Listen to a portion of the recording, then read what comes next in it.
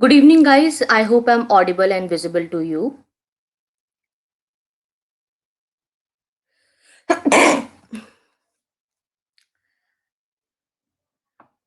Okay, I can see many of you have joined.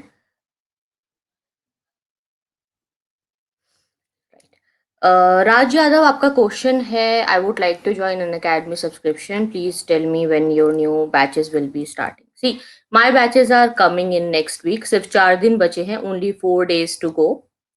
So this is the last week to enroll in my courses. ये जो upcoming 2 batches हैं इसमें से एक है NCERT batch और दूसरा है स्पेक्ट्रम मॉडर्न इंडियन हिस्ट्री का detailed batch with mains answer writing practice. आप इन दोनों ही बैचेस को ज्वाइन कर सकते हैं और अन अकेडमी प्लस के सब्सक्रिप्शन को लेने के लिए आप ये रेफरल कोड यूज कर सकते हैं जिससे आपको एक्स्ट्रा 10% डिस्काउंट भी मिलेगा एंड साथ ही you will get my guidance throughout your preparation. You will get a regular mentor to guide you on regular basis. NCERT वाला बैच 9 अप्रैल से शुरू हो रहा है राज। ठीक है, 9 अप्रैल से शुरू हो रहा है, जिसके बाद आपको एनसीईआरटी बुक पढ़ने की या नोट्स बनाने की ज़रूरत नहीं पड़ेगी। ये जो बैच अगर आप ज्वाइन कर लेते हो तो 6 टू 12th आपके पूरे सारे ऑल सब्जेक्ट्स कवर हो जाएंगे। ठीक है, और इसके बाद आपको कोई और एनसीईआरटी पढ़ने की या नोट्स बनाने की ज़रूरत नहीं पड़ेगी। साथ ही 9 अप्रैल को एक और बैच है जो शुरू हो रहा है। दूसरा जो बैच है वो है स्पेक्ट्रम का, जो कि मॉडर्न इंडियन हिस्ट्री को कवर करता है डिटेल में। पूरी बुक को कवर किया जाएगा और ये समरी कोर्स नहीं है, डिटेल्ड कोर्स है। ठीक है, यस राज, अगर आप ज्वाइन करते हैं you will get all my old videos of NCERT also. और जो मेरे पुराने एंशिएंट मिडिवल हिस्ट्री का आर्ट एंड कल्चर का कोर्स है जो आप ज्वाइन नहीं कर पाए या नहीं देख पाए, मेरे अलावा बाकी एजुकेटर्स की क्लासेस भी आप देख पाएंगे। तो ऐसा नहीं है कि अगर आप मेरा रेफरल कोड यूज करोगे तो आप सिर्फ मेरे बैचेस में आ सकते हो, आप मेरे अलावा बाकी सबके भी आ सकते हो। I have already completed 21 batches of NCRT General Studies already on an Academy Plus. This upcoming batch on 9th April, which is going to be started, is the 22nd batch. So if you join Plus, you will get 21 previous batches. The material and the content is always same. हम material या content change नहीं करते। Hindi English दोनों ही batches available हैं। तो जो भी आपको कंफर्टेबल है, रिकॉर्डिंग तो रिकॉर्डिंग देख सकते हैं, या अगर नया देखना है लाइव तो 9 अप्रैल से लाइव भी देख सकते हैं। ठीक है, just take a screenshot of this referral code and whenever you join just apply this code and I would be there to guide you throughout your preparation.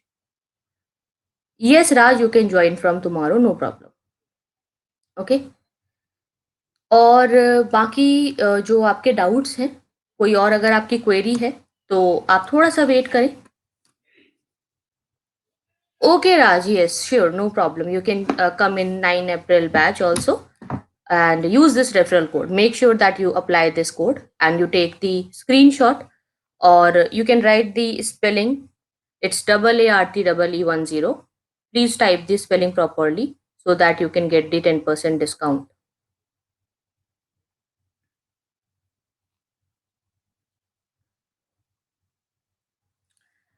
अब हम आज का सेशन शुरू करेंगे। मैं देख सकती हूँ कि सभी स्टूडेंट्स ज्वाइन हो चुके हैं। तो आज का हमारा ये जो सेशन है वो है एंशियंट हिस्ट्री के बारे में। तो हमारी एंशियंट हिस्ट्री कहाँ से शुरू होती है?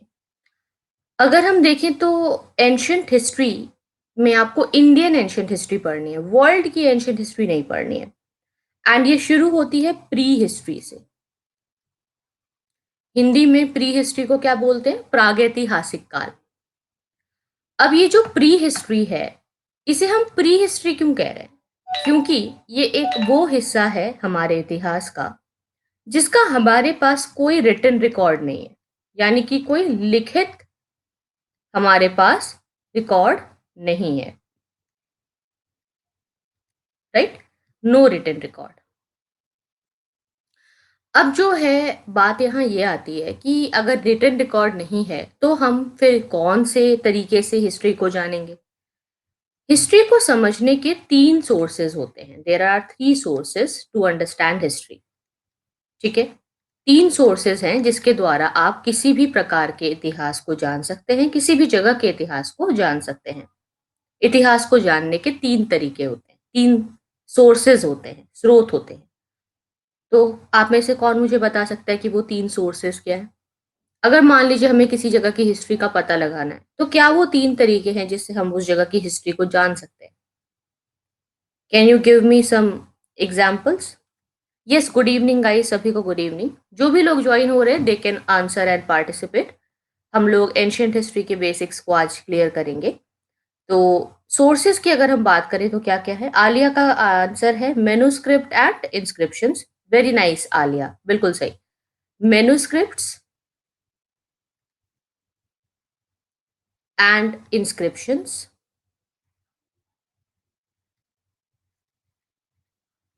ठीक है। और क्या है? राम गौर का आंसर है आर्कियोलॉजी। ठीक है, आर्कियोलॉजी बिल्कुल सही।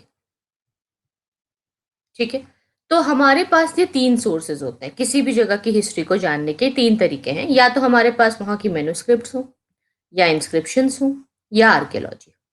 ठीक है? अब मान लीजिए कि आपके पास रिटन रिकॉर्ड नहीं है, मतलब प्री हिस्ट्री का हमारे पास कोई लिखित रिकॉर्ड नहीं है। तो अगर कोई लिखित इतिहास इसका नहीं है, इसका मतलब मैन्युस्क्रिप्ट्स और इंस्क्रिप्शंस नहीं है। क्योंकि manuscripts and inscriptions written record ही तो हुआ ना। डिफरेंस क्या है मैन्युस्क्रिप्ट्स और इंस्क्रिप्शन में? डिफरेंस इतना ही है that inscriptions are written on relatively harder surface. ये हार्डर सरफेस पे लिखा जाता है, जैसे कि मेटल के ऊपर या स्टोन के ऊपर।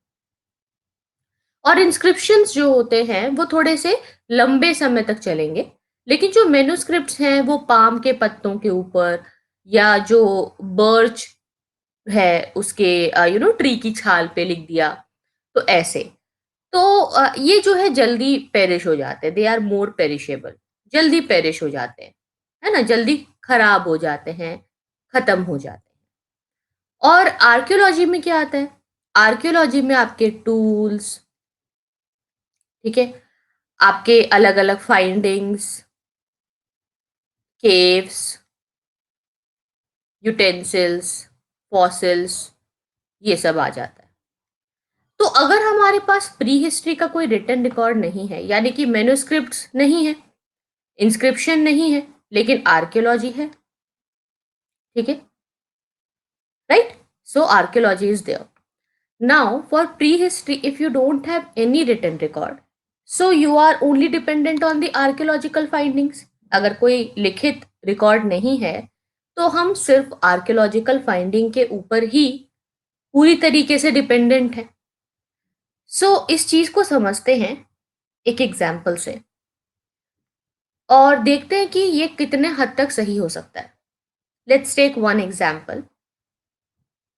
ऐसा मानते हैं कि आप मान लो कि किसी एक अनजान इंसान के घर में हो। एक ऐसा अनजान इंसान जिसे आप कभी मिले नहीं हैं, जिसके बारे में आप कुछ जानते नहीं हैं। बट अगर आप उसके घर में जाते हैं और उसमें घर में रखी हुई जो अलग-अलग वस्तुएँ हैं, अलग-अलग चीज़ें हैं, बुक्स हैं और दूसरा जो सामान है, वो सब चीज़ों को अगर आप ऑब्ज़र्व करो, तो क्या ये पॉसिबल है कि आप उस अनजान इंसान के बारे में एक आइडिया लगा सकते हैं, उसकी पर्सनैलिटी के बारे में? आप एक आइडिया लगा सकते हैं कि अगर इस तरीके का सामान है, तो ऐसा लगता है कि ये बहुत लग्ज़रियस लाइफ़स्टाइल जीता होगा, या ये बहुत ही पुअर लाइफ़स्टाइल जीता होगा। अगर बुक्स रखी हैं, तो किस तरीके की बुक्स रखी हैं? लॉज़ के रिलेटेड बुक्स हैं, यूपीएससी की बुक्स हैं, या नॉवेल्स रखी हैं, या जनरल कोई पोएट्री की बुक्स रखी है। उससे आपको आइडिया लगेगा कि इस इंसान का थॉट प्रोसेस कैसा है। आप देख सकते हो कि किस टाइप की पेंटिंग्स लगी हुई हैं, किस तरीके का सामान है, कैसा फर्नीचर है, कैसे पर्दे यूज़ किए जा रहे हैं, कैसा कार्पेट है, right? So just by observing all those things, is it possible to get an idea about that person? To get an idea कि ये इंसान ऐसा होगा, बिना मिले, बिना उसको देखे, बिना उसके बारे में जाने या बिना उसे बात किए, हम एक आइडिया लगा सकते हैं। मतलब एक तरीके से मैं कहूँ तो हम एक अंदाजा लगा सकते हैं, राइट? हम एक अंदाजा लगा सकते हैं। लेकिन क्या ये ज़रूरी है कि वो अंदाजा सही हो? क्योंकि वो इंसान जब तक कंफर्म ना कर दे कि हाँ, आपने जो सोचा ये सही है, तब तक कुछ कह नहीं सकते। पर बहुत हद तक अंदाज़ा सही भी हो सकता है। अगर आपको पता है कि यही एक इंसान है जो इस घर में रहता है और यही यहाँ पे सालों से रह रहा है, ये इसी का घर है, और कोई और नहीं है, एंड आपको पता है कि ऐसे-ऐसे सिचुएशन में है, तो आप एक अंदाज़ा तो लगा लोगे, पर बहुत हद तक हो सकता है कि कुछ चीज़ें उस अंदाज़े में गलत भी साबित हो जाएँ। तो कैसे पता चलेगा कि हमारा अंदाज़ा कितना सही है? क्योंकि जो ये प्री हिस्ट्री है, इसका तो हमारे पास कोई रिटन रिकॉर्ड है नहीं, या हमारे पास उस समय काल के लोग नहीं हैं, कि हम उनसे बैठें और बात करें और पूछें कि क्या ये सब चीज़ें सही है? हमारे पास क्या है? हमारे पास अंदाज़ा लगाने के लिए सिर्फ़ और सिर्फ़ उनकी आर्कियोलॉजी है। यानी कि हम सिर्फ़ एक अंदाज़ा लगा रहे हैं, जो कि बहुत हद तक सही भी हो सकता है, और जैसे-जैसे हमारी आर्कियोलॉजी की स्टडी और उसके अंदर हमारी अंडरस्टैंडिंग बढ़ती जाती है, वैसे-वैसे हमारा अंदाज़ा और ज़्यादा अच्छा होता जाता है। वैसे-वैसे हमारी हिस्ट्री की जो स्टडी है, वो और भी ज़्यादा अच्छी होती जाती है। अब ऐसा नहीं है कि बाकी सब जगह के बारे में भी हमारे पास कोई रिटन रिकॉर्ड नहीं है, ठीक है? सिर्फ़ प्री हिस्ट्री का रिटन रिकॉर्ड नहीं है ना, बाकी सब टाइम का तो रिटन रिकॉर्ड है। मैन्युस्क्रिप्ट, इंस्क्रिप्शन, आर्कियोलॉजी है, तो वो तो हमें मालूम है कि हाँ, एग्ज़ैक्टली ऐसा ही होगा। क्योंकि रिटन रिकॉर्ड है, प्रूफ है, सब कुछ है।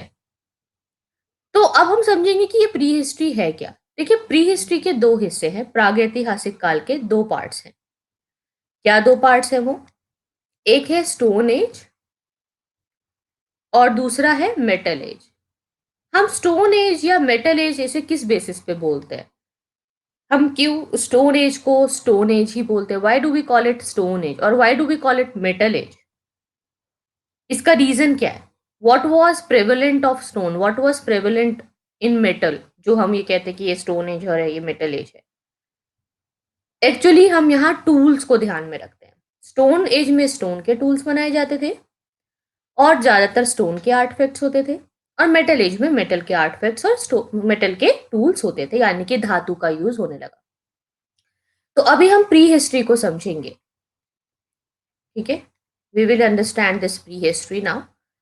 So, as you understand this, prehistory is having two parts, ठीक है? हमारे पास इसके 2 हिस्से हैं, स्टोन एज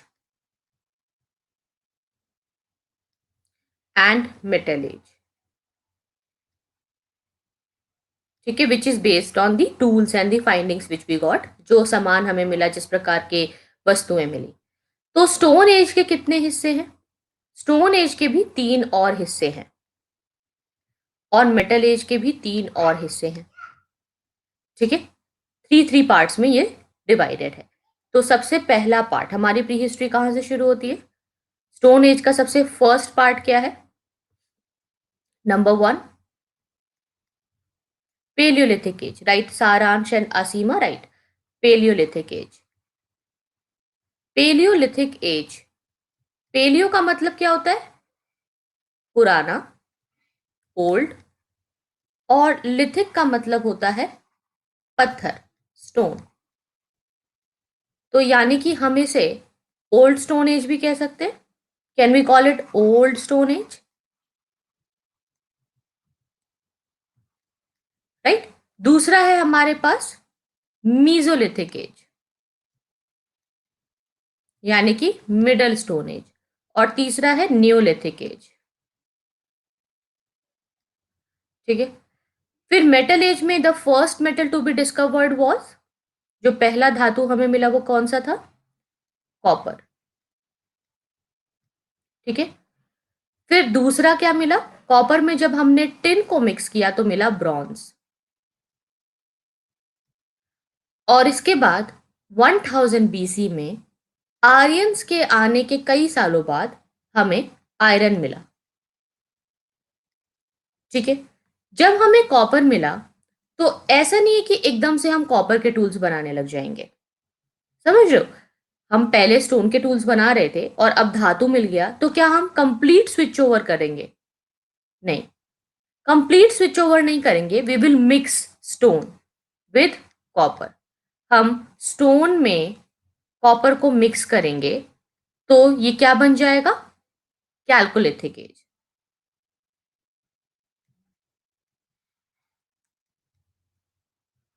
यानी कि इसे हम ताम्र पाषाण काल भी कह सकते हैं, ठीक है? इसे आप ताम्र पाषाण काल भी कह सकते हैं। ताम्र और पाषाण, ठीक है। तो कैलकोलिथिक एज, जहां पे हमने स्टोन और कॉपर को मिक्स किया। अब इन सारे एजेस की खास बात क्या है, इसको भी समझेंगे। देखो, ब्रॉन्ज एज में हम क्या पढ़ते हैं, इंडस वैली सिविलाइजेशन को पढ़ते हैं। आयरन एज में हम क्या पढ़ते हैं, लेटर वैदिक एरा पढ़ते हैं। अब आप बोलेंगे कि हमने तो अभी ये जाना था कि प्री हिस्ट्री का कोई रिटन रिकॉर्ड नहीं है, लेकिन इंडस वैली सिविलाइजेशन में तो हमें रिटन रिकॉर्ड्स मिले हैं, और वैदिक एरा में भी वेदों की रचना हुई थी, तो वेद का तो रिकॉर्ड है। तो फिर ये कहना कि प्री हिस्ट्री का कोई रिटन रिकॉर्ड नहीं है, ये तो गलत बात हो गई ना। अगर हम ये बोल रहे हैं कि प्री हिस्ट्री का कोई रिटन रिकॉर्ड नहीं है, तो इंडस वैली सिविलाइजेशन का रिकॉर्ड जो है उसे क्या हम रिटन रिकॉर्ड नहीं मान रहे हैं, but that is not deciphered. वो पढ़ा नहीं जा सका। ठीक है, चलो ये पढ़ा नहीं जा सका, लेकिन जो वेद हैं वो तो पढ़े जाए हैं ना, संस्कृत भाषा में लिखे गए हैं। तो जब वेदों को पढ़ा जा सका था, तो वेदों को हम प्री हिस्ट्री में कैसे रख सकते हैं, या उसको हम प्री हिस्ट्री क्यों कह रहे हैं? देखिए, वेदों की रचना तो हो चुकी थी, लेकिन वो रिटन नहीं था, मतलब वो एक ओरल लिटरेचर था। इसीलिए यूनेस्को की इंटेंजिबल हेरिटेज उसकी लिस्ट में जो वैदिक चैंटिंग है उसे रखा गया है, क्योंकि ये एक ओरल ट्रेडिशन है। यानी कि इसे लिखा तो गया था, पर कई सालों बाद लिखा गया था।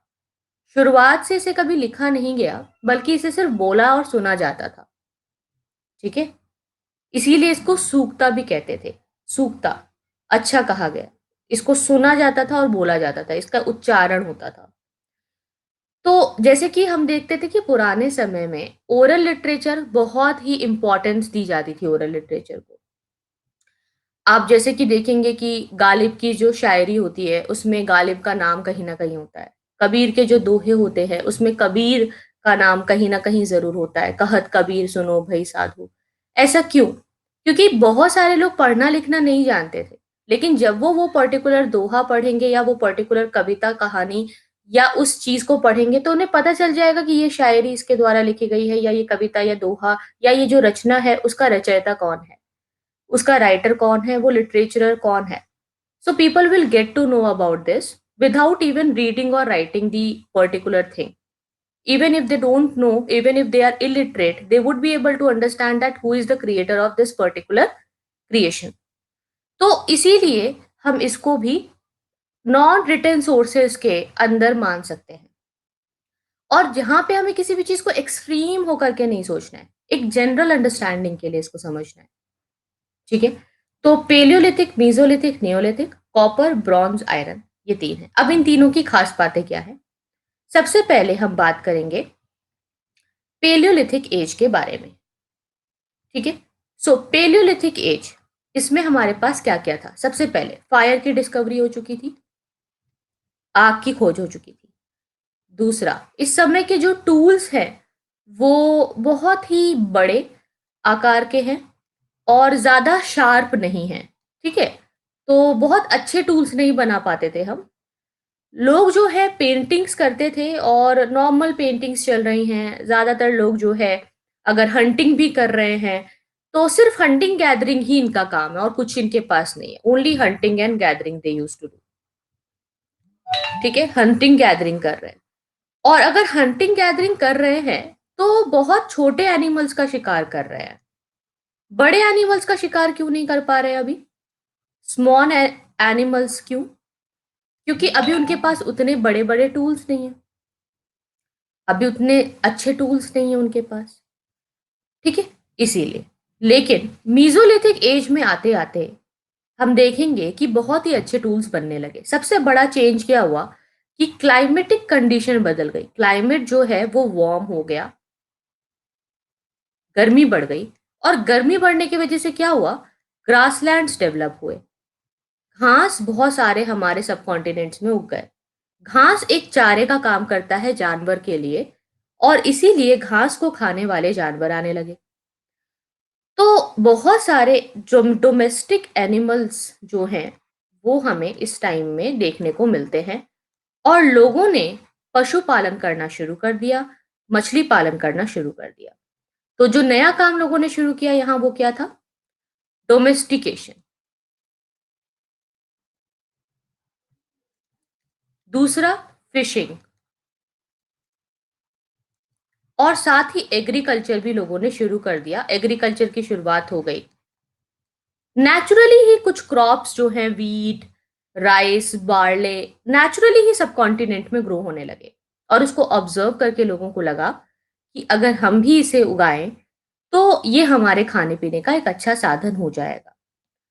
तीसरी जो बहुत इंपॉर्टेंट चीज है वो है माइक्रोलिथिक टूल्स को लोगों ने यूज करना शुरू किया। माइक्रोलिथिक टूल्स यानी कि बहुत ही छोटे आकार के अच्छे वैरायटी के टूल्स अब हम बनाने लगे। इसके बाद शुरू होता है न्यूलिथिक एज, जिसे हम न्यू स्टोन एज भी कहते हैं, जहां लोगों ने पहली बार सेटल होकर के रहना शुरू किया, विलेज कम्युनिटी का डेवलपमेंट शुरू हुआ। और न्यूलिथिक एज में हमने एक जगह सेटल होकर के रहना शुरू किया। साथ ही इस समय में हमें कई सारी पॉटरीज और ग्रेनरीज मिलती हैं। पॉटरीज और ग्रेनरीज क्या रिप्रेजेंट करते हैं? पॉटरीज और ग्रेनरीज का होना क्या दिखाता है, क्या दर्शाता है? That we had surplus agriculture. हमारे पास इतना खाना होता था कि हमें स्टोर करने के लिए कुछ चाहिए था। और दूसरी चीज जो थी वीविंग, यानी कि कपड़े बुनाई करना हमने सीख लिया था। तो अच्छा खासा सेटल होकर के एग्रीकल्चर खेती बाड़ी करना इंपॉर्टेंट हो गया। इसके बाद जो कॉपर आया तो हमें देखने को मिला कि जो इनके पुराने पुराने प्री हिस्टोरिक पेंटिंग्स हैं, उन पेंटिंग्स के अंदर बैटल सीन्स दिखने लगे। बैटल सीन्स हमें पेंटिंग्स में दिखने लगे जब कॉपर की डिस्कवरी हो गई है। ऐसा क्यों? बैटल, कॉपर का आना और बैटल का आना, लड़ाई झगड़ा होना, इसका क्या रिलेशन है? रिलेशन ये है कि जो कॉपर है, ठीक है, वो एक धातु है, और धातु हर जगह तो नहीं मिलता। ठीक है, हर जगह धातु नहीं है। धातु जो है वो हर जगह नहीं मिलता। कॉपर के ओर है, हर जगह तो नहीं होते मेटल ओर्स, तो वो तो सेलेक्टिव एरियाज में होते हैं। अब उनके लिए, उसको पाने के लिए लोग ट्रैवल करेंगे। ठीक है, लोग ट्रैवल करेंगे।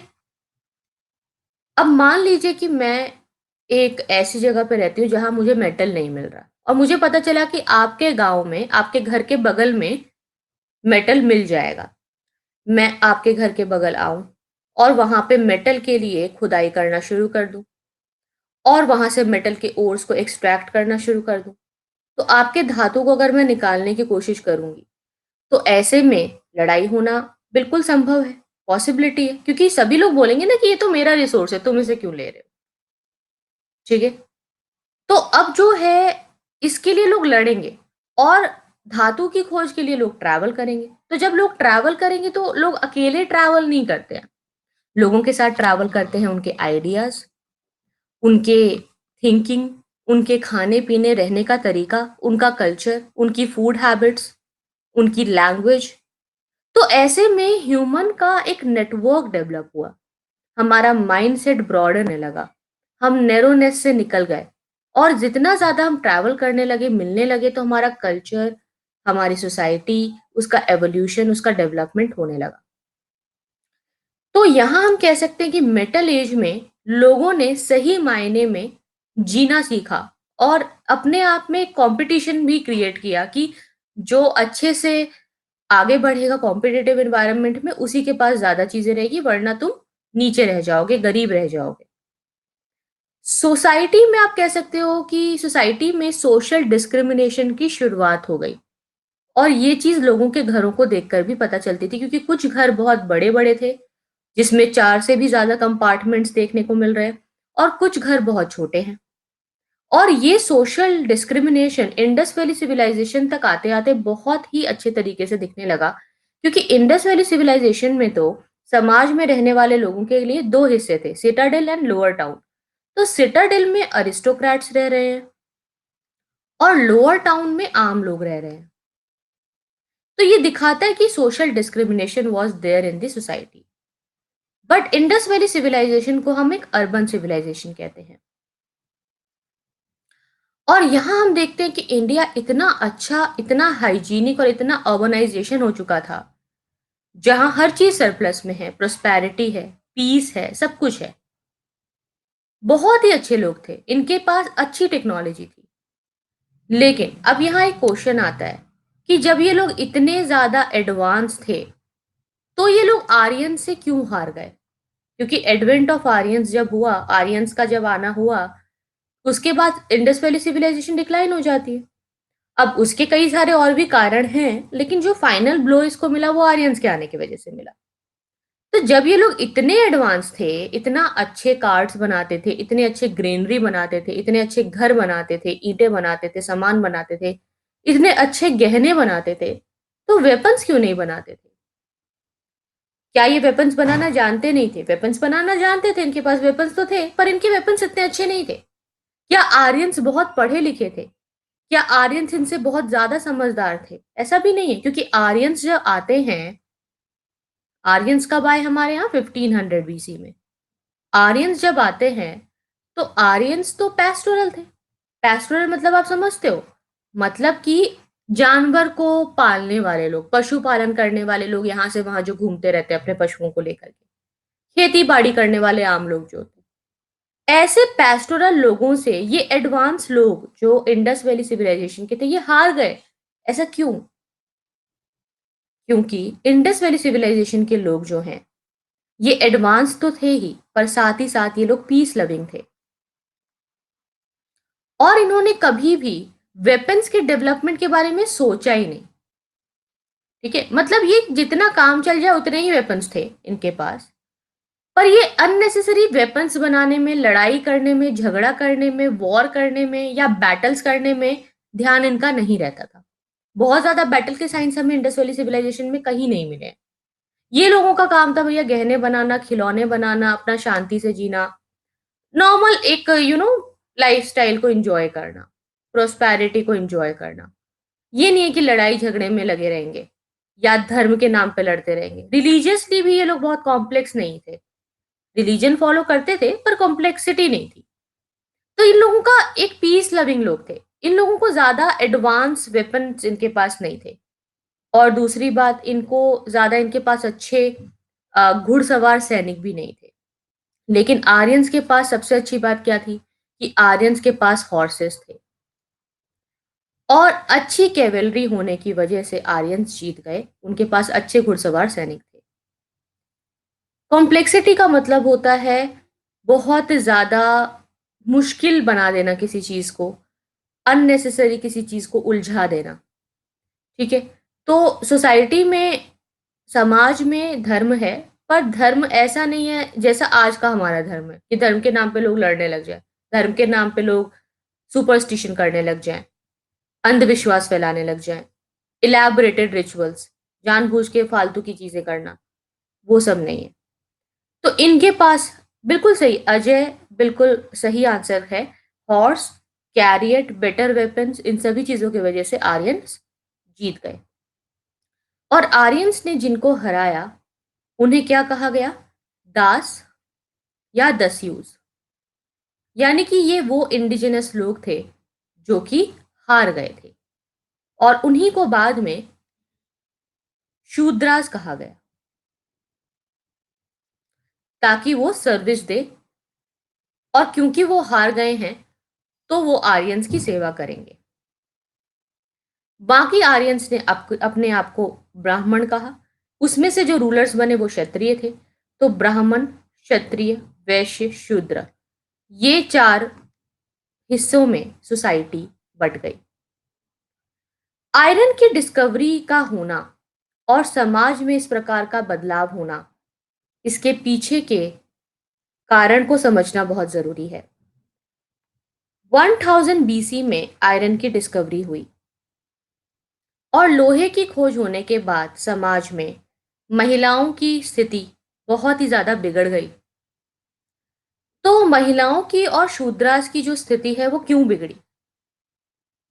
लोहे की खोज होना और महिलाओं की स्थिति का खराब होने में क्या रिलेशन है? Who can give me the right answer? लोहे की खोज का होना और महिलाओं की स्थिति का डिक्लाइन हो जाना, इसमें क्या रिलेशन है? मतलब लोहा मिल गया तो महिलाओं का शोषण शुरू हो गया। व्हाई?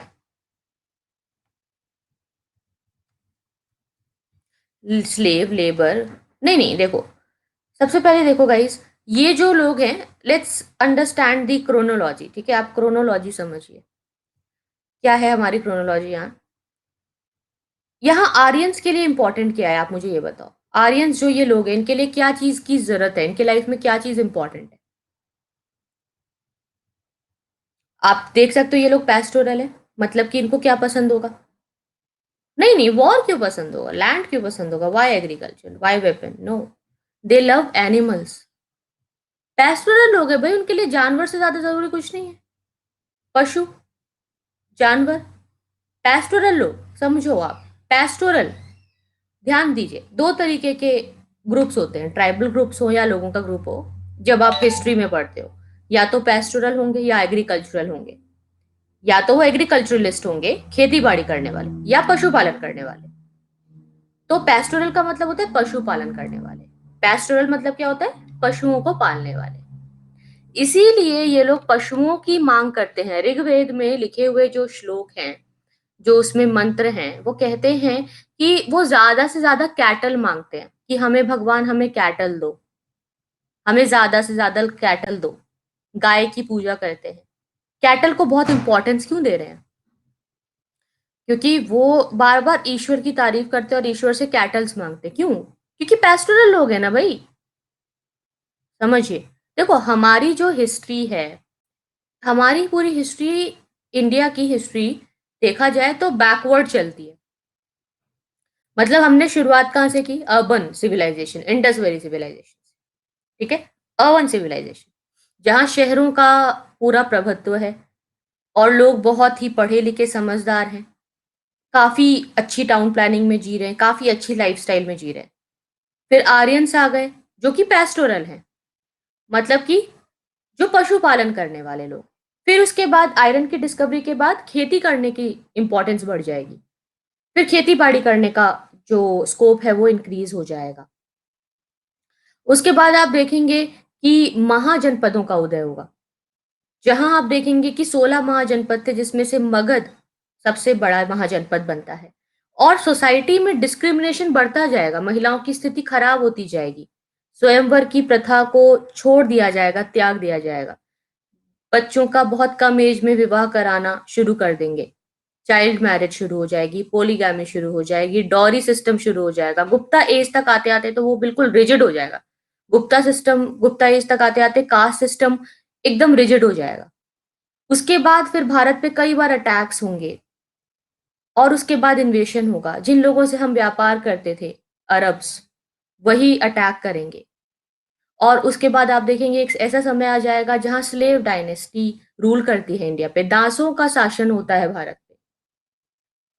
कैन यू इमेजिन, दास भारत पे रूल कर रहे थे, स्लेव डायनेस्टी ने इंडिया पे रूल किया कई सालों तक। और इतने में ही कुछ नहीं है, इसके बाद आप देखेंगे कि उसके बाद भी अटैक्स होंगे, और ऐसे लोग जो कि कई समुद्र पार करके हमें ढूंढते हैं, यूरोपियंस वहां आते हैं, व्यापार करते हैं, और यहाँ आकर के बस जाते हैं, और उसमें उनको हेल्प करते हैं इंडिया के ही लोग। दिस इज अमेजिंग, कि इंडिया के लोग ही आपसी दुश्मनी के चक्कर में विदेशियों का साथ देते हैं और उनके गुलाम बन जाते हैं। और जो हिस्ट्री अर्बन सिविलाइजेशन से शुरू हुई, वो गुलामी पे खत्म होती है, और फिर उस गुलामी से निकलने के लिए हम लड़ते हैं। और इससे बुरा क्या हो सकता है कि एक देश का पार्टीशन हो जाए, और फिर हम उस पार्टीशन को आज तक जूझ रहे हैं, उसके ड्रॉबैक्स को आज तक झेल रहे हैं। सो हम कह सकते हैं कि जो ये हमारी हिस्ट्री है, वो डेवलपमेंट से ज़्यादा ड्रॉबैक्स में जा रही है, बैक, मतलब बिल्कुल उल्टा चल रही है। अर्बन सिविलाइजेशन से शुरू होकर के एडवांस सिविलाइजेशन शुरू होके हम पार्टीशन पे खत्म हो रहे हैं, और उसके बाद still we are fighting to get more and more weapon, ज़्यादा से ज़्यादा वेपन इकट्ठा करने में। उतना हम अपनी एजुकेशन में और डेवलपमेंट में अगर खर्चा करें, जितना आज हम अपनी मिलिट्री में और एक दूसरे से हथियार जमा करने में कर रहे हैं, तो आज हम वर्ल्ड पावर होते। But we are disturbed by our neighbours. अब हम कह सकते हैं कि आयरन की डिस्कवरी से क्यों चेंजेस हुए। यहाँ पे हम आयरन का रिलेशन समझेंगे। देखिए, आयरन का आना मतलब आयरन का आना यानी कि आयरन के टूल्स और आयरन के वेपन्स का डेवलपमेंट होना। ठीक है।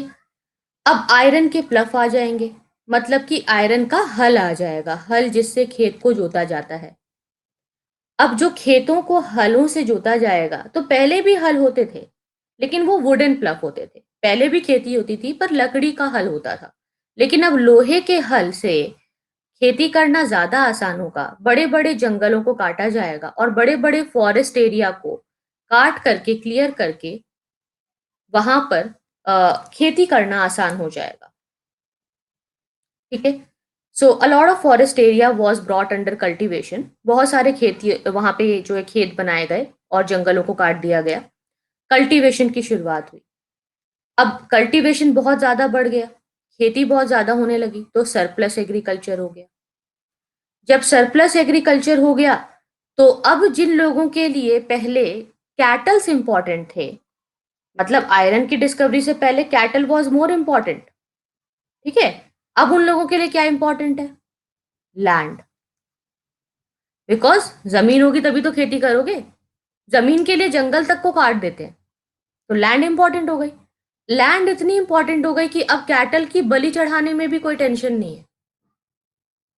समझे? मतलब रिचुअल्स ऐसे हो जाएंगे कि जहां पशुओं की बलि चढ़ाना भी सही है। पहले उन पशुओं के लिए पागल होते थे, लेकिन अब लैंड बहुत है, तो पशु की जरूरत ही नहीं है, तो पशुओं की बलि चढ़ाना भी सही माना जाएगा। तो अब आप देखेंगे कैटल सेक्रीफाइसेस। ठीक है।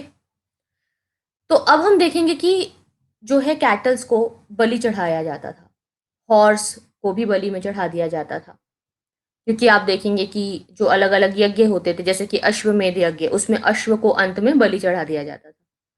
तो कैटल सेक्रीफाइस होने लगे। अब इसके बाद हम देखेंगे कि लैंड की इंपॉर्टेंस बढ़ गई। अब लोगों के पास क्या क्या है? लोगों के पास लैंड है, लोगों के पास सरप्लस एग्रीकल्चर है, फूड है, लोगों के पास लाइफ में अब पैसा आ गया है। ठीक है। पहले से कंडीशन अच्छी हो गई है, बहुत सारा सामान इकट्ठा हो गया, बहुत सारी पोजेशंस है लोगों के पास। तो इन सब चीजों के साथ साथ और क्या है जो उनके लाइफ में ऐड हो गया? जब इंसान को बहुत कुछ मिल जाता है, तो उसका एक चेंज हो जाता है बिहेवियर में। क्या चेंज होता है? कि उसको फियर और ज्यादा उसका बढ़ जाता है। क्यों? क्योंकि उसको लगता है कि ये सब सामान कोई चोरी ना कर ले, कोई छीन ना ले। क्योंकि पहले तो ये सब था नहीं, पहले तो जानवर लेके घूमते रहते थे, यहाँ वहाँ पेस्टोरल थे, पर अब तो पेस्टोरल नहीं है ना। अब तो सेटल हो गए हैं, अब तो खेती बाड़ी कर रहे हैं, अब तो लैंड है, जमीन है, जमीन में खेती कर रहे हैं, सब कुछ हो गया है। तो उसको प्रोटेक्ट करने के लिए कोई चाहिए कि नहीं चाहिए? तो प्रोटेक्ट कौन करेगा? किंग। तो पहले जो राजा होते थे, हर एक कबीले का सरदार होता था, ट्राइबल ग्रुप्स हुआ करते थे, और जो पहले के राजा हुआ करते थे, उनके पास कोई आर्मी नहीं होती थी, या वो महलों में नहीं रहते थे। लेकिन अब जो राजा है, उसके पास आयरन के वेपन्स हैं, वो पहले से ज्यादा पावरफुल है, उसके पास बहुत बड़ी रिस्पॉन्सिबिलिटी है, इतने सारे लोगों को प्रोटेक्ट करना है, तो प्रोटेक्शन के लिए आर्मी तो रखनी पड़ेगी। अब आर्मी रखेंगे तो आर्मी को सैलरी भी देनी पड़ेगी, क्योंकि सैलरी तो देना जरूरी है ना। क्योंकि आर्मी को आप रखोगे, सेना आपके लिए बिना सैलरी के तो काम करेगी नहीं। तो अब राजा टैक्सेस कलेक्ट करेगा ताकि सैलरी दे सके। टैक्स कलेक्ट करेगा, पैसा आएगा, यहाँ से पैसा आया, यहाँ पे पैसा दिया, तो अब टैक्स कलेक्शन करना शुरू करेगा। टैक्सेस में बहुत पैसा आ रहा है, सैलरी देने के बाद भी वो पैसा बच गया। आर्मी को सैलरी दे दिया, फिर भी टैक्स से बहुत पैसा आया हुआ है, तो उस पैसे का क्या करेंगे? लग्जरी। राजा अपना महल बनवाएंगे, उससे मंदिर बनवाएंगे, उससे स्तूपा बनवाएंगे, पैट्रोनेज करेंगे। ठीक है। इसके बाद होगा क्या? धीरे धीरे डेवलपमेंट होने लगेगा। फिर राजा को लगेगा कि टैक्स से पैसा आता है, और टैक्स के पैसे से प्रोस्पेरिटी आती है, मतलब सबको सैलरी देने के बाद भी बहुत पैसा बच जाता है। तो क्यों ना मैं और बड़ा राजा बन जाऊं, और एरियाज को कैप्चर कर लूं, और दूर दूर तक अपना साम्राज्य फैला लूं। जितने ज्यादा लोग मेरे अंडर होंगे, मैं उतना बड़ा किंग होगा। तो अब राजा क्या करेगा, आसपास के एरियाज पे अटैक करना शुरू करेगा, या फिर जहां अटैक नहीं कर सकता वहां क्या करेगा, मैट्रिमोनियल अलायंसेस बनाना शुरू करेगा, यानी कि दोस्ती या रिश्तेदारी करेगा। ठीक है, लेकिन ये तो हो गया घर के बाहर। मतलब एक आम आदमी को देखो, उसकी जिंदगी कितनी बदल गई है। घर के बाहर तो प्रोटेक्शन के लिए उसके पास राजा है, जिसको वो टैक्स देगा तो वो उसको प्रोटेक्ट करेगा, राजा उसके लिए डेवलपमेंट करेगा, रोड बनाएगा, सब कुछ करेगा। उसके लिए रोड बना रहा है, स्कूल बना रहा है, उसके लिए मंदिर बना रहा है, उसके लिए सब कुछ कर रहा है राजा। तो ये बंदे को कोई टेंशन नहीं है, आम आदमी को कोई टेंशन नहीं है। उसका काम कर रहा है राजा जो उसको चाहिए, उसके पास एक अच्छा पॉलिटिकल एडमिनिस्ट्रेशन आ गया। पर बाहर तो ये सब चीजें संभल रही हैं, पर घर के अंदर भी तो एक एडमिनिस्ट्रेशन चाहिए। क्योंकि जो उसका लैंड है, जब वो खेती करने निकलता है या जब वो व्यापार करने बाहर जाता है, तो उसके घर के अंदर कौन होगा जो उसका ध्यान रखेगा या उसके बच्चों का ध्यान रखेगा। Now he needs someone to protect him, or you can say not protect but to always give him a company. So now he needs a woman, a wife, maybe more than one wife he may have, polygamy was also there. तो अब जो है हम देखेंगे कि there would be a women.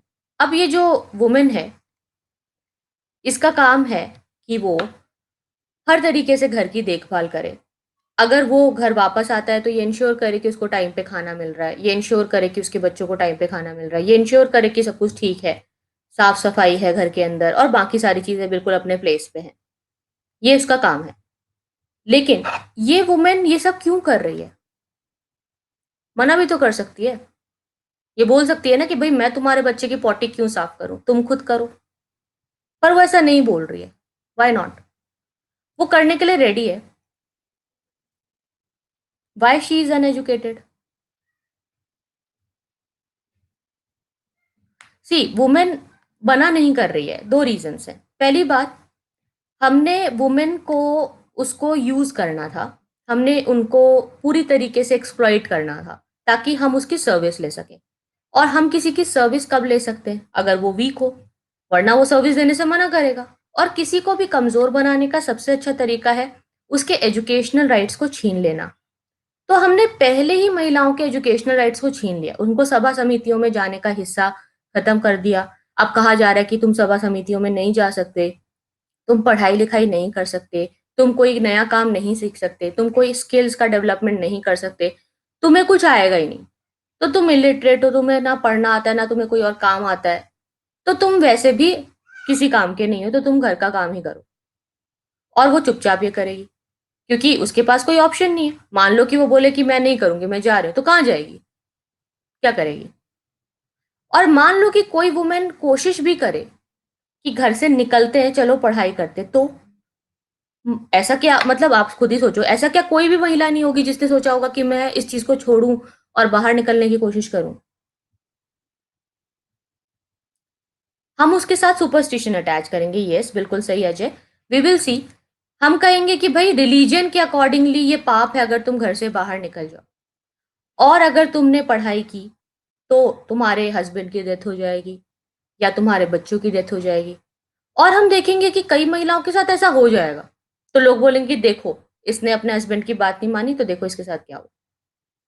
और अब हम उसको बोलेंगे कि धर्म के अनुसार सुपरस्टिशन में उसको ऐसा माइंडसेट बना देंगे कि अब लोगों के लिए ये हो जाएगा कि हाँ, वुमेन का पढ़ना सही नहीं है या उसका बाहर जाना या किसी प्रकार का काम करना सही नहीं है। अदरवाइज ये एक पूरी फैमिली के लिए बैड लक लेके आएगा। और महिला अपने आप में ही एक बैड लक है, क्योंकि अगर वो होगी तो उसके साथ डॉरी देना है, ये देना है, वो देना है। तो हमने इस तरीके से किया। तो घर के अंदर तो वुमेन की सर्विस आपको मिल गई, घर साफ सुथरा रखना एंड ऑल। पर घर के बाहर एक रोड है, एक रास्ता है, एक नाली है जिसे साफ करने के लिए कोई तो चाहिए। तो वो घर के बाहर का काम, यही काम शूद्रास करेंगे। तो हमने शूद्रास की भी एजुकेशनल राइट्स को छीन लिया और उनको भी कोई और काम करने से मना कर दिया। बोला कि तुम शूद्र हो तो तुम वेपन चलाना नहीं सीख सकते, तुम व्यापार नहीं कर सकते हो, तुम्हारा स्कूल में जन्म हुआ है तो तुम्हारी ये ड्यूटी है कि तुम सर्विस दोगे। और इस तरीके से उनको हमने सोसाइटी में नीचे कर दिया।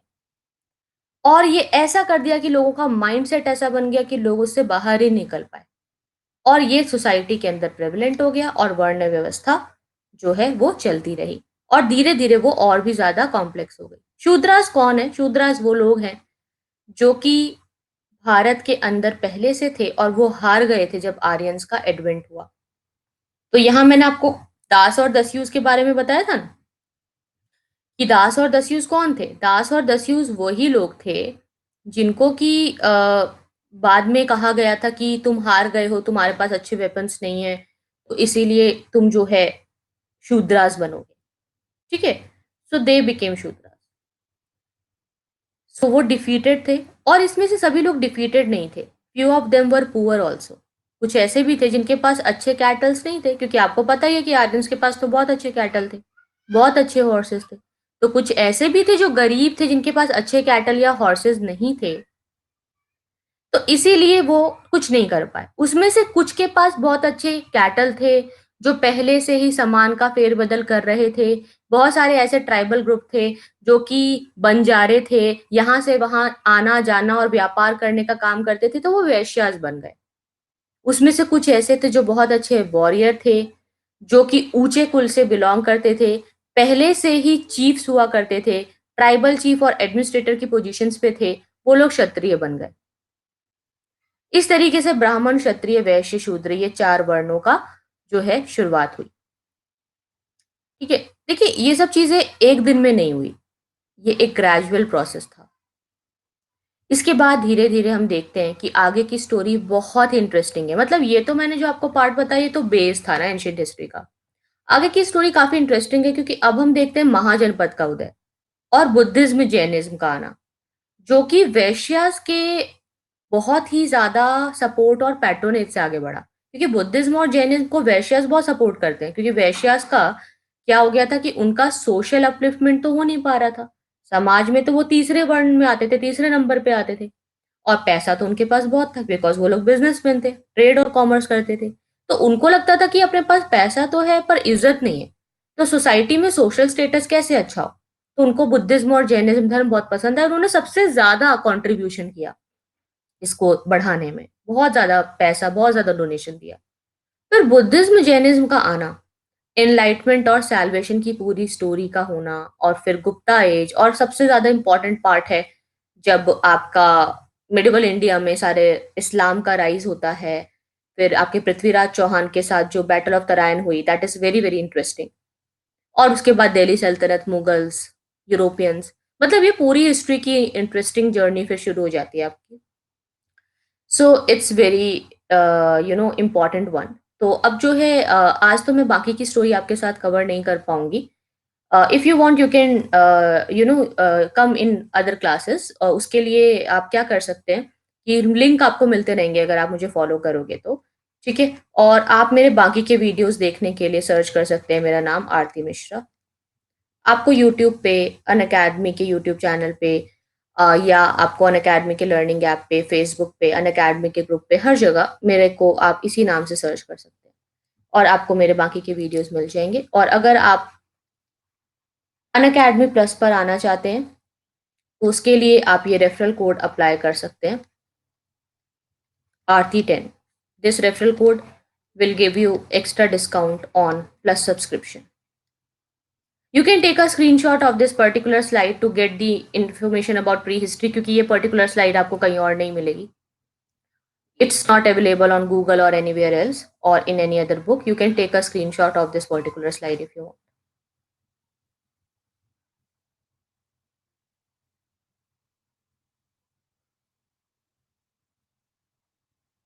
देखिए एक क्वेश्चन है कि लोगों को कैसे पता चला कि ये आयरन है और आयरन कैसे एक्सट्रैक्ट किया? देखो हर चीज़ लोग प्रैक्टिस करते-करते, उसके ऊपर ट्राई करते-करते सीख जाते हैं। क्योंकि लोगों की लाइफ इतनी बिज़ी नहीं थी ना पहले। लोग खाली बैठे रहते थे, तो ये सब चीज़ें ट्राई करने, एक्सपेरिमेंट करना करते रहते थे, तो उससे वो सीख जाते थे। और लोगों को पहले एक्सपेरिमेंट करना बहुत पसंद होता था। पहले लोग ज़्यादा रिसर्च एंड डेवलपमेंट करते थे। शायद जितना आज भी हम लोग नहीं करते हैं, उससे भी ज़्यादा वो लोग करते थे। उनको इतना पता था कि अर्थ का सोचो आप एंशिएंट हिस्ट्री में ही गुप्ता एज के टाइम पे ही हम देख लेते हैं सुश्रुत संहिता लिख दी गई थी, चरक संहिता लिख दी गई थी, जिसमें आयुर्वेदा का पूरा ज्ञान था, योगा का पूरा ज्ञान था। आर्यभट्ट ने जो है अर्थ के रेवोल्यूशन की डिस्कवरी कर ली थी कि अर्थ रेवोल्यूशन होता है, डे एंड नाइट कैसे होता है, एक्लिप्स क्या होता है। इस तरीके की एस्ट्रोलॉजी, एस्ट्रोनॉमी कितनी अच्छी लोगों को नॉलेज थी। इसका मतलब क्या है कि वो कितना अच्छा आर-एन-डी करते थे, जितना आज भी हम लोग नहीं करते। वो रिसर्च एंड डेवलपमेंट बहुत ही अच्छे से करते थे। ठीक है? तो ऐसे लोगों को एक्सपेरिमेंट करते-करते चीज़ें आ जाती है, समझ रहे हो? अच्छा, अब मैं जो है नेक्स्ट क्लास में जब आऊँगी तो आपको लिंक दे दूँगी। हालाँकि गाइज़ ये जो पार्ट मैंने आपको पढ़ाया है ये क्लास 6 की एनसीईआरटी हिस्ट्री का हिस्सा है। सो आप समझ सकते हो कि अगर क्लास 6 की एनसीईआरटी में इतनी इम्पोर्टेंट डिटेल्स हैं, तो क्लास 12th तक की एनसीईआरटी में कितनी ज़्यादा इम्पोर्टेंट डिटेल्स होंगी। सो जैसा कि मैंने आपको पहले भी बताया था, you can always join my plus courses. नया बैच 9 अप्रैल से शुरू हो रहा है अनअकैडमी प्लस पे, जो आप जॉइन कर सकते हो। 6 टू 12th ऑल सब्जेक्ट। जैसे अभी आपने हिस्ट्री पढ़ी, वैसे ही polity, geography, economy, science and technology, art and culture, world history, ancient medieval, modern history सारा कुछ हम कवर करते हैं। ऑल द सब्जेक्ट्स पूरा आपका जीएस फाउंडेशन कवर हो जाएगा, जिसके बाद आपको एनसीईआरटी बुक्स पढ़ने की या नोट्स बनाने की ज़रूरत नहीं है। टेस्ट सीरीज़ भी आपको फ्री मिलेगी। तो आप इसके लिए ये रेफरल कोड यूज़ कर सकते हो और 9th अप्रैल से इन क्लासेस को जॉइन कर सकते हो। इसके अलावा एक और नया बैच है जो शुरू हो रहा है, स्पेक्ट्रम मॉडर्न इंडियन हिस्ट्री का बैच है, जो डिटेल में पूरी मॉडर्न इंडियन हिस्ट्री को कवर करता है। इसमें आपको मेंस की आंसर राइटिंग प्रैक्टिस और प्रीलिम्स का टेस्ट सीरीज़ भी मिलेगा। तो आप ये भी जॉइन कर सकते हो, ये भी 9 अप्रैल से शुरू हो रहा है। यानी कि 4 दिन बाद, सिर्फ 4 डेज़ बचे हैं to enrol in the courses. 4 दिन के अंदर आप एनरोल करने की कोशिश कीजिए। This is the referral code which you can apply, AART10 ठीक है? अब मेरे पास कुछ-कुछ क्वेश्चन्स हैं। एक क्वेश्चन है आर्यन्स कहाँ से आए थे? आर्यन्स जो हैं वो ईरान के साइड से और सदर्न रशिया के साइड से आए थे। वो अलग-अलग ग्रुप में आए थे, ठीक है? उनका एक ग्रुप इंडिया की तरफ आया और उनका एक ग्रुप यूरोप की तरफ चला गया था। उनको वो लोग नॉर्डिक आर्यन्स यूरोप में बोलते थे। जिसे हिटलर बोलता है ना नॉर्डिक आर्यन्स और ज्यूज़ को मार देता है। तो वो हिटलर वाला कॉन्सेप्ट भी वो आर्यन से रिलेटेड ही है। हालाँकि इन सब चीज़ों की डिटेल्स मैं इतना स्पेशल क्लासेस में आपको नहीं बता पाती हूँ बिकॉज़ स्पेशल क्लासेस में टाइम कम होता है।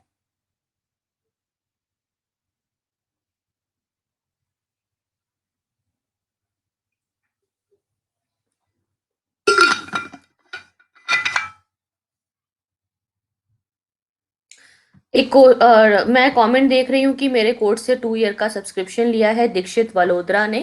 Thank you so much Dixit and welcome to Unacademy Plus. तो फिर आप स्पेशल क्लास में क्या कर रहे हो? जब आपने प्लस ले ही लिया है तो just go to the plus classes.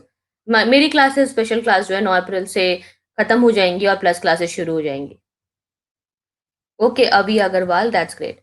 अच्छा, रिया का क्वेश्चन है, hi ma'am, I used your code on 31st March 20 for attending your upcoming 9th April. Thank you so much, Ria, for taking and using my referral code and joining an Academy Plus. Welcome to an Academy Plus.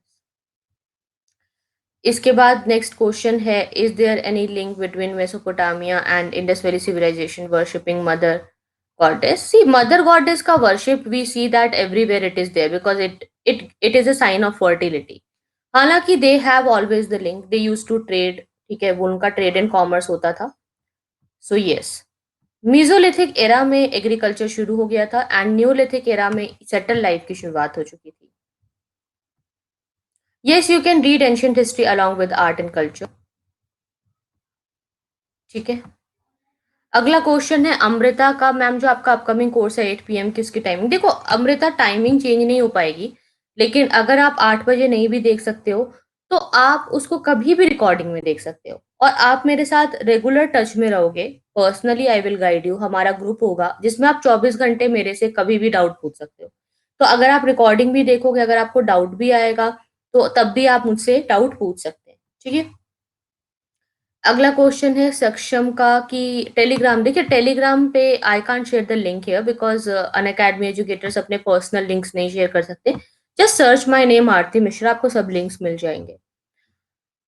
ठीक है। Iron जो है by experimenting again and again they got to know. Nihal, आपका question है कि मेरा course कब start होगा? सी 9th अप्रैल से शुरू होगा निहाल, 9 तारीख से, ठीक है। 9 तारीख से शुरू होगा। देखिए गाइज़, अगर आपका क्वेश्चन मैंने नहीं देखा है तो एक और बार क्वेश्चन को कॉपी पेस्ट कर दीजिए कमेंट्स में, क्योंकि अभी मैं कमेंट रीड नहीं कर पाई थी, तो मैंने शायद आपका क्वेश्चन मिस कर दिया। गोयल का क्वेश्चन है, मैम न्यू बैच में ओनली एनसीईआरटी होगा? नहीं नहीं, एनसीईआरटी भी होगा और एक स्पेक्ट्रम का बैच भी है जिसमें spectrum modern Indian history cover होगी। बाकी सारे एजुकेटर के भी नए नए बैचेस हैं। Okay Goyal, Puja, thank you so much. Please use the code, this is the code, you can take a screenshot, you can use it. और सब कुछ कवर होगा, ठीक है, एनसीईआरटी भी होगा और स्पेक्ट्रम का भी बैच है। दोनों बैच की टाइमिंग क्या है मैं बता देती हूँ आपको। एनसीईआरटी वाला बैच का टाइमिंग है रात को 8 से 10, ठीक है, 8 PM to 10 PM। और स्पेक्ट्रम वाला सुबह है, 10 बजे सुबह से लेकर 12 बजे तक, ठीक है। टूल से पता चल जाता है ना कि कितने अच्छे वेराइटी के टूल्स यूज कर रहे हैं। अगर अच्छे शार्प टूल्स हो रहे हैं मतलब अच्छी लाइफस्टाइल होगी, ठीक है। Okay, thank you so much Goyal for using the code. And आपको 9 अप्रैल से क्लासेस मिल जाएंगी मेरी, तब तक आप दूसरे एजुकेटर की क्लासेस एंजॉय करो। 4 दिन बाकी है बस, ठीक है। अभी to ask doubts you can just join the group, I will share the group links on 9th of April in the class. देखिए आनंद, टाइमिंग चेंज करना बहुत मुश्किल है। अगर आप इस पर्टिकुलर टाइम पे क्लास नहीं भी ले सकते हो ना, 8 से 10 या 10 से 12, तो कोई इशू नहीं है। आप हमेशा रिकॉर्डिंग देख सकते हैं और आप मेरे साथ एक ग्रुप को ज्वाइन करेंगे जिसमें 24 घंटे मैं लाइव होती हूँ। आप उसमें कभी भी मुझसे डाउट पूछ सकते हो, ठीक है। मैं 3 बजे सोती हूँ रात को, तब तक आप मुझसे डाउट पूछ सकते हो, 3 o'clock तक, ठीक है। तो don't worry about it, question का डाउट का कोई इशू नहीं होता। मेरा कोर्स यही है एनसीईआरटी का 6 to 12, इसमें history, basic polity, history, economy, science tech सब कवर होगा, इसमें सारे सब्जेक्ट कवर हो जाते हैं। Group link I will share in the plus class only, ठीक है, I can't share it here. आप प्लस क्लास में जब मुझे मिलेंगे 9 तारीख को, मैं आपके साथ ग्रुप्स का लिंक शेयर कर दूंगी, ठीक है। तो 9 तारीख से हम मिल पाएंगे। Okay, okay, thank you so much सक्षम। एंड देखो मेरी क्लासेस हिंदी इंग्लिश दोनों में है। English batch is also available and Hindi batch is also available. हमेशा वैलिड रहेगा मुन्ना ये रेफरल कोड, आप इसे कभी भी यूज कर सकते हैं। आप इसको लिख करके रखिए, इसका स्क्रीनशॉट आप लेकर के रख सकते हैं, ये रहेगा, आप इसे ज्वाइन कर सकते हैं। 3 महीने लगते हैं एनसीईआरटी कवर करने में कुणाल, अगर आप खुद से पढ़ोगे तो 4-5 महीने लग सकते हैं, 6 महीने भी लग सकते हैं। पर मेरे कोर्स में 3 मंथ्स के अंदर सारे बुक, सारा सब्जेक्ट, सब कुछ कवर हो जाता है। हाँ, जनरल स्टडीज के लेक्चर होंगे Goyal, yes. For 1 month can I use your referral code after 1 month? No, again use नहीं होता है विश्वजीत। ये नहीं होता कि आपने 1 मंथ का यूज किया फिर आप अगेन यूज करो, ऐसा नहीं होता। एक बार में जितना आपने यूज किया उसमें आपको 10% डिस्काउंट मिल गया, फिर again that would not be applicable. So take the referral code, use it with the maximum subscription as much you can take, ठीक है।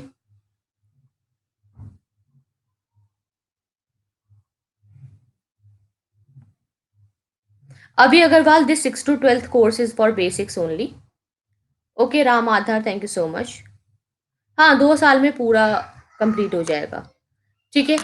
रुद्र, रेफरल कोड यही है, ठीक है। इसका मतलब ये है कि ये एक तरीका का प्रोमो कोड है जिससे आपको डिस्काउंट मिल जाता है। हाँ, मेरी क्लास में आपको हिस्ट्री के ही नहीं, बाकी सब सब्जेक्ट के जो है नोट्स मिलेंगे। You will get all the courses, all the notes. हाँ, क्लासेस डेली होती है और इन क्लासेस के साथ आपको ऑप्शनल सी सैट, एथिक्स, ऐसे बाकी सब क्लासेस भी फ्री मिलेंगी, आप उन्हें भी देख सकते हैं। एक बार अगर आपने रेफरल कोड अप्लाई कर लिया तो आप किसी भी एजुकेटर की क्लास में जा सकते हैं, किसी भी कोर्स में जा सकते हैं। मिशन 2021 वाले बैच में भी जा सकते हैं। मिशन 2021 का बैच शुरू हो चुका है ऑलरेडी और नया बैच भी फिर आएगा, जो कि शायद अगले महीने आएगा। हालांकि अगले महीने की जो नए बैच की डेट है वो अभी फाइनल नहीं हुई है, बट अभी जो है आप ये ज्वाइन कर सकते हो। 9 अप्रैल से नए सारे बैचेस शुरू हो रहे हैं, just join it before 9th अप्रैल, ठीक है। तो जितनी जल्दी हो सके आप ज्वाइन कीजिए, use this referral code AART10 to get the subscription and you will also get guidance throughout your preparation by me, ठीक है। विश्वजीत, आपका क्वेश्चन है, आपका रेफरल कोड 2 ईयर के लिए सब्सक्रिप्शन, तो then I will be, yes yes, I will guide you throughout your preparation for 2 years, you would be in touch with me, not only for 2 years but even after that, throughout your life, even if you face any problem regarding your preparation, you can get in touch with me. I'll share the group links and the details in the class. Try to take 2 year subscription because 1 month subscription is not useful at all because 1 month में कुछ भी cover भी नहीं होगा and it would be of no use and it would be a loss of money also because it will not get you much discount. Test series is included. Yes. Yes, Kunal, see, old particular processes are always there. पहले copper को extract करते थे ना, copper tin और सब कुछ, इसीलिए. ठीक है.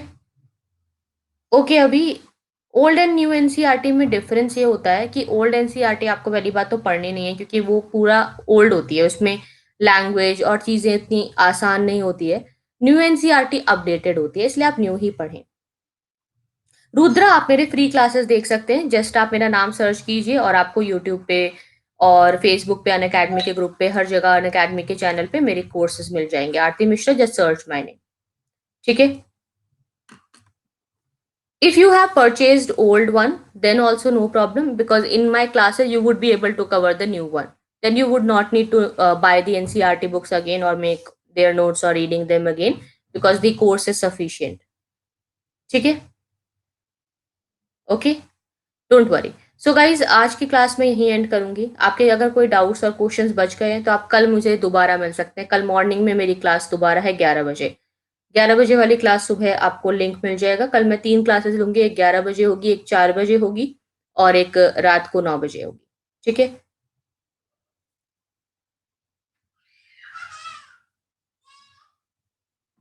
एक क्वेश्चन है हितेश का कि जस्ट वेट हितेश, मैंने आपका कमेंट रीड नहीं कर पाई हूँ, ऊपर चला गया.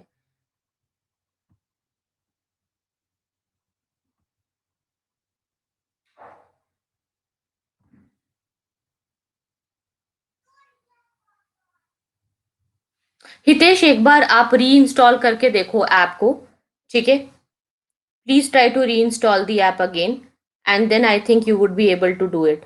या फिर आप अपना जो आईडी है दूसरा आईडी से एक बार डाल के देखो, अपने भाई बहन का किसी और का आईडी डालो ऐप में और फिर दोबारा से अप्लाई करके देखो. आई थिंक फिर आपका ये जो चीज है वो अप्लाई हो जाएगा. ठीक है. कॉइन्स और कोड दोनों एक साथ अप्लाई हो जाता है. Don't worry, you will get the discount. Okay Ritesh, try it again and use another ID. हो सकता है कि आपके आईडी से कुछ प्रॉब्लम हो. Make a new Gmail ID और take a ID from. Sumit का क्वेश्चन है 11 बजे वाली क्लास का लिंक. देखिए, क्लास का लिंक सुमित आप मुझे फॉलो कर रहे हैं ना, तो जब भी मैं लाइव आऊंगी तो आपके फोन में नोटिफिकेशन आएगा. ठीक है. अगर लिंक नहीं भी है तो अगर आप प्लस के सब्सक्रिप्शन में हो, if you are following me, you will get the notification. Don't worry. ठीक है. कल जो क्या पढ़ाएंगे अभी मुझे भी नहीं पता है. अभी मैं बनाऊंगी लेसन. ठीक है. कोर्सेज बनाऊंगी, टॉपिक्स डालूंगी. अभी मुझे खुद पता नहीं है कि क्या पढ़ेंगे कल, पर कुछ ना कुछ जरूर पढ़ेंगे. ठीक है. हाँ, मेरा कोर्स अभी भी प्लस पे है. अभी search my name, you will get all my courses. अब कल जो है मिलते हैं गाइस. ठीक है. अब चलती हूँ मैं. I have to do my dinner. So see you guys then. Take care. Bye bye. Good night.